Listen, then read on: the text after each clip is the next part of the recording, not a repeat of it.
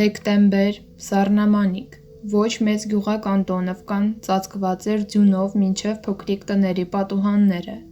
փայտե վառարանների թույլ կրակը լուսավորում էր գիշերային խավարը, այնտեղ տաք էր, այնտեղ քաղցածներ չկային, բայց գնչուների ճամբարում, որը տեղակայված էր գյուղակի մոտակայքում, ոչ տաք էր և ոչ էլ գուշտ, գյուղացիները չէին պատրաստվում օգնել նրանց և նույնիսկ մեղադրում էին գողության մեջ, գնչուհի Մարիաննային բոլորը ճանաչում էին այդ կողմերում,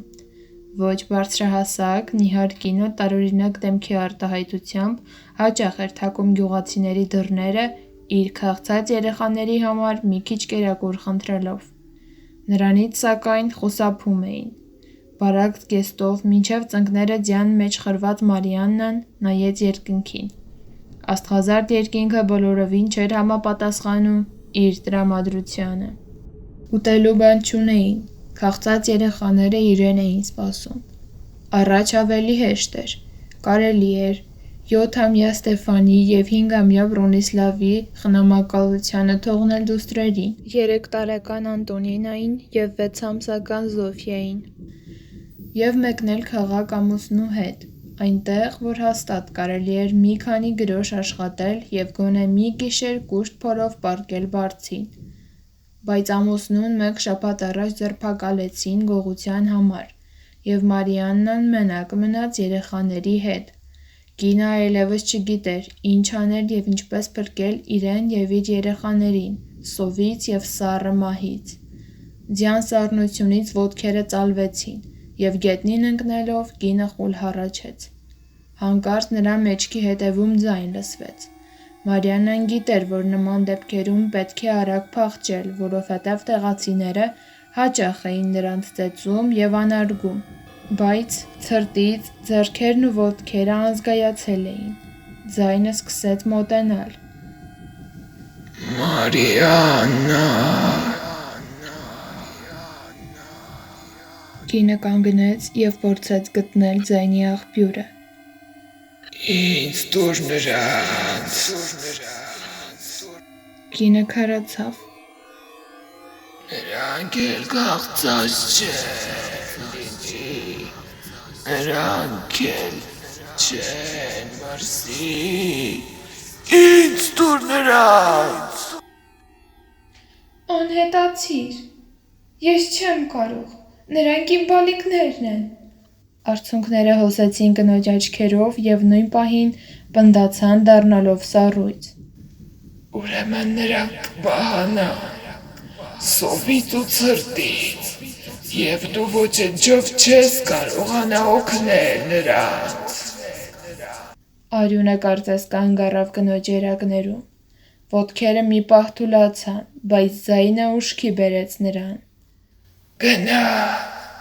դու գիտես, թե ինչ պետք է անես… Մարիաննան արդեն անգիտակցորեն և ձայնի ազդեցության տակ ուղղվեց դեպի խրճիթը,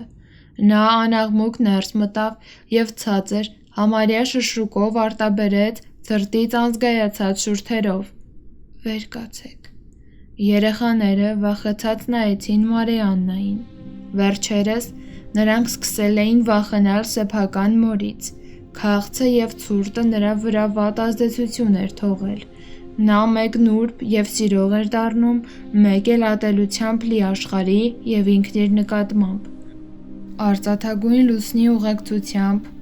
անտառով քայլում էր Մարիաննան ամուր կրծքին սեղմելով փոքրիկ Զոֆիային, նրա հետևից քայլում էին 2 տղա և 1 աղջիկ,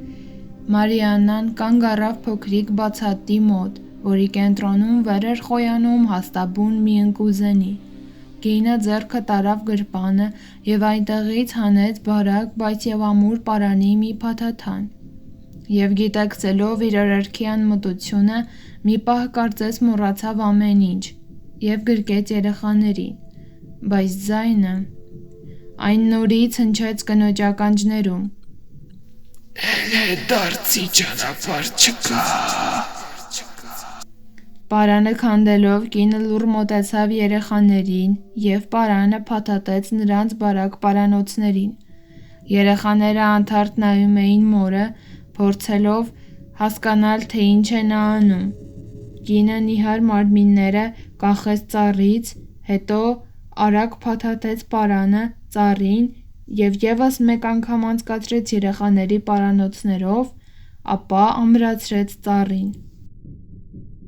Մարմինները թփրտացին վերջին անգամ և քարացան։ Մարիաննան համբուրեց Զոֆիայի գլուխը, ձեռքով մաքրեց Անտոնինայի քարացած շուրթերի վրա նստած ձյան փաթիլները և ուղղեց տղաների վերնաշապիկները։ Վերջ, հիմա նրանց համար լավ կլինի, տաք և կոշտ։ Մարիաննան վերադարձավ խրճիթ, ուժասպառ փլվեց գետնին և քուն մտավ։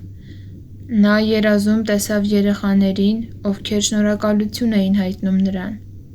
Ինչի համար։ Կինը վեր թռավ տեղից և միայն հիմա հասկացավ իր արածը։ Նա սպանել է սեփական երեխաներին,